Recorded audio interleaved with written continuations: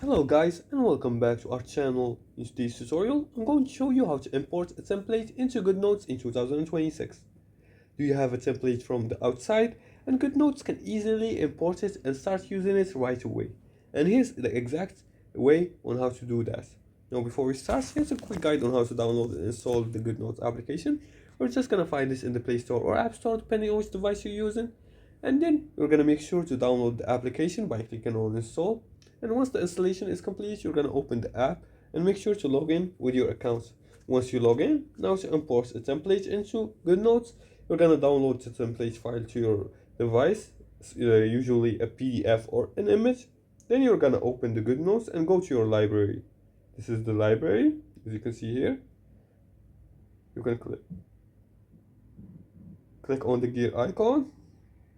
Here you can see a lot of options, and you can even access the documents. Here you're gonna see all the documents.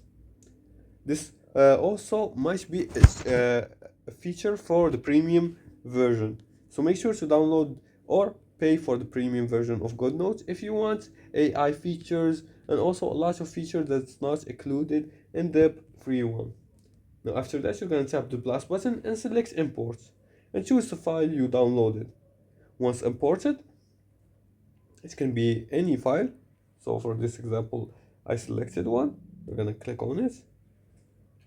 So you're gonna choose the file you downloaded, and once imported, you're gonna open it and start writing it like any other note.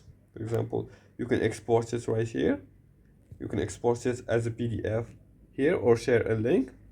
Or you can click on the three dots to edit this option right here.